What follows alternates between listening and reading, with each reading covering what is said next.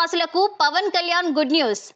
పిఠాపురాన్ని దేశంలో మోడల్ నియోజకవర్గంగా తీర్చిదిద్దాలనేది తన ఆకాంక్ష అని AP deputy CM Pawan Kalyan అన్నారు. తనను భారీ మెజారిటీతో గెలిపించిన పిఠాపురం నియోజకవర్గ ప్రజలకు ఎప్పటికీ రుణపడి ఉంటానన్నారు. కాకినాడ జిల్లా గొల్లప్రోలులో నిర్వహించిన పెన్షన్ల పంపిణీ కార్యక్రమంలో పవన్ కళ్యాణ్ పాల్గొన్నారు. లబ్ధిదారులకు పెన్షన్లను అందజేశారు. డబ్బులు సంపాదించాలనో, కొత్తగా పేరు రావాలనో తనకు లేదని, గెలిచినందుకు ఆనందం లేదని, పని చేసి ప్రశంసలు అందుకుంటేనే ఆనందంగా ఉంటుందని పవన్ కళ్యాణ్ తెలిపారు. ప్రతి 2 వారాలకు ఒకసారి పిఠాపురం వస్తానని, నియోజకవర్గంలోని సమస్యల్ని ఒక్కొక్కటిగా పరిష్కరించడంపై ఫోకస్ పెడతానన్నారు. గోదావరి జిల్లాలో 80% చెరువులున్నా తాగడానికి నీళ్లు లేవని, జల్ జీవన్ మిషన్కు కేంద్రం నిధులు ఇస్తుందని, కానీ గత ప్రభుత్వం మ్యాచింగ్ గ్రాంట్ ఇవ్వలేదన్నారు. విజయవాడలోని తన క్యాంప్ ఆఫీసులో మరమ్మతుల గురించి తనను అధికారులు అడిగారని, తాను ఏమీ చేయొద్దని చెప్పానన్నారు. అంతేకాదు, క్యాంప్ ఆఫీసులోకి తానే కొత్త ఫర్నిచర్ తెచ్చుకుంటానని పవన్ చెప్పారు. సచివాలయ సిబ్బంది వచ్చి తన వేతనాలకు సంబంధించిన పత్రాలపై సంతకాలు పెట్టమని తనను అడిగారని, కానీ తనకు మనస్కరించలేదన్నారు. తాను జీతం తీసుకుని పని చేద్దామనుకున్నాను, కానీ తన బాధ్యతలు తీసుకున్న పంచాయతీరాజ్ శాఖలో నిధులు లేవన్నారు. తాను బాధ్యతలు నిర్వర్తిస్తున్న శాఖలో అప్పుల్లో ఉన్నప్పుడు తాను జీతం తీసుకోవడం చాలా తప్పు అనిపించిందని, అందుకే జీతం వదిలేస్తున్నట్టు వారితో చెప్పానన్నారు. అంతేకాదు, ఎన్ని వేల కోట్ల రూపాయలు అప్పులు ఉన్నాయో తెలియడం లేదని, ఒక్కో శాఖలో తవ్వే కొద్దీ లోపలికి వెళ్తూనే ఉందని AP deputy CM Pawan Kalyan అన్నారు. వీటిని సరిచేయాల్సిన బాధ్యత తమపై ఉందన్నారు. ప్రజల్లో తనకు సుస్థిర స్థానం కావాలని, అన్ని పనులు చిటికలో కావని గమనించారని, కానీ అయ్యేలా పని చేస్తామన్నారు పవన్ కళ్యాణ్. పార్టీకి ఓటు వేయకపోయినా అర్హత ఉంటే పెన్షన్లు ఖచ్చితంగా వస్తాయని, అధికారంలోకి వచ్చిన తర్వాత పెన్షన్లను పెంచి ఇచ్చామే తప్ప తగ్గించలేదన్నారు. తాము అద్భుతాలు చేస్తామని చెప్పట్లేదని, ప్రభుత్వం జవాబుదారీగా ఉంటుందన్నారు. రాష్ట్రానికి సంక్షేమంతో పాటు అభివృద్ధి కావాలని పవన్ కళ్యాణ్ అభిప్రాయపడ్డారు. ఇక నాకు పిఠాపురాన్ని నేను మీకు మాటిస్తున్నాను, భారతదేశంలో అత్యంత మోడల్ నియోజకవర్గంగా చెయ్యాలి అని ఒక ఆకాంక్ష ఉంది. ఎందుకంటే పెద్ద పెద్ద పరిశ్రమలు రావాలి, ఇక్కడ కాలుష్యం లేని పరిశ్రమ ముఖ్యంగా రావాలి, అవన్నీ తీసుకురావాలి. ఇక్కడి నుంచి విదేశాలకు ఎవరికైనా ట్రైనింగ్ వెళ్ళాలంటే విదేశాలకు ఇక్కడ ట్రైనింగ్ ఇప్పించి రకరకాల వృత్తి కోర్సుల ద్వారా కొంతమంది పంపించాలి. ఇక్కడి నుంచి చాలా విభిన్నమైన ఎక్స్పర్ట్స్తో మాట్లాడుతాను, వాళ్ళందరికీ ఇక్కడికి రావాలి, తీసుకొస్తాను.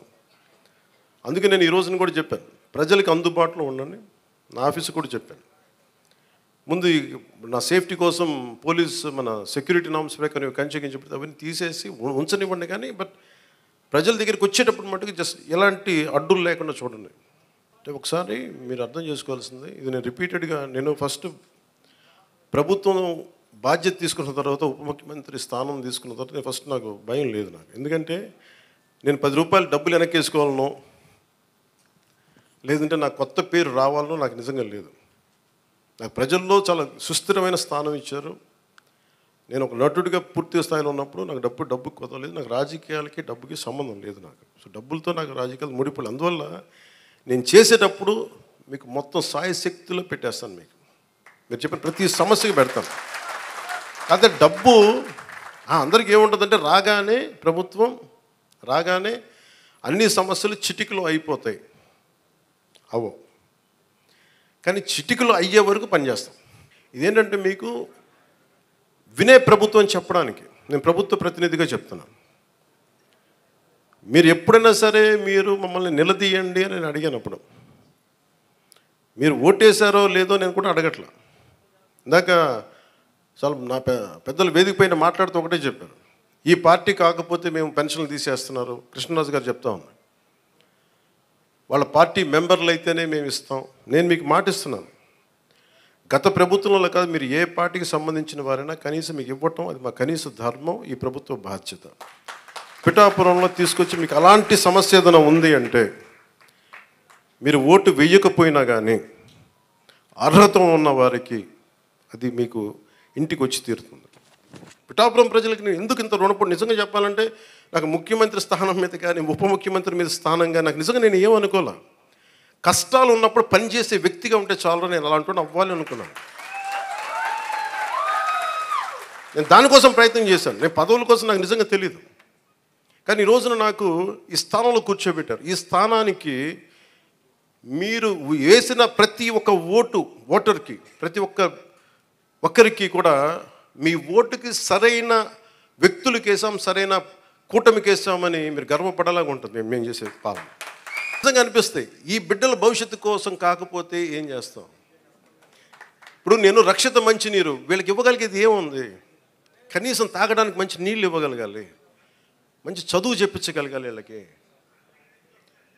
ఏం చేయగలం? వీళ్ళకి కనీసం వాళ్ళ అవసరాలకు కానీ, వాళ్ళు చదువుకోవడానికి కానీ, హాస్పిటల్స్ కానీ, వైద్యం ఏదైనా ఇబ్బంది వస్తే హాస్పిటల్స్ కానీ, చదువుకోవడానికి బడి కానీ.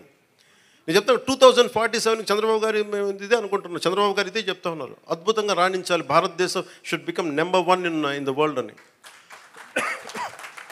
మనం ఈ తరం కోసం పనిచేయాలి. ఇలా నేను ఓట్ల కోసం ఇక్కడ తీసుకురావాలా? వీళ్ళ గుండెలు చేసి చెప్తున్నాను, వీళ్ళకి భరోసా ఇవ్వడానికి వచ్చాను మేము ఉన్నామని. మనం ఈ తరం కోసం పనిచేయాలి. ఇలా నేను ఓట్ల కోసం ఇక్కడ తీసుకురావాలా? వీళ్ళ గుండెలు చేసి చెప్తున్నాను, వీళ్ళకి భరోసా ఇవ్వడానికి వచ్చాను మేము ఉన్నామని. నా బిడ్డల కోసం నేను ఎంత తపన పడుతున్నా నాకు తెలియదు, కానీ అందరూ నా బిడ్డలే అనిపిస్తారు నాకు. ఈ బిడ్డల కోసం నాకు అనిపిస్తుంది, ఈ బిడ్డల కోసం. ఇక్కడ మీకు మాట ఇస్తున్నాను, నేను ఒక తరం కోసం కాదు, 2 తరాల కోసం పనిచేయాలి.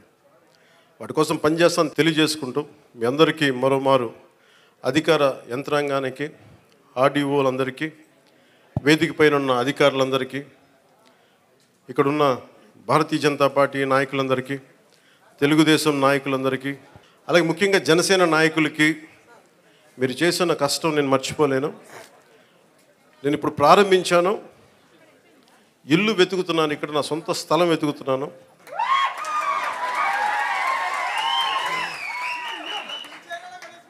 సొంత ఇల్లు కట్టడానికి నిర్ణయించుకున్నాను, ఇక్కడ కట్టబోతున్నాను.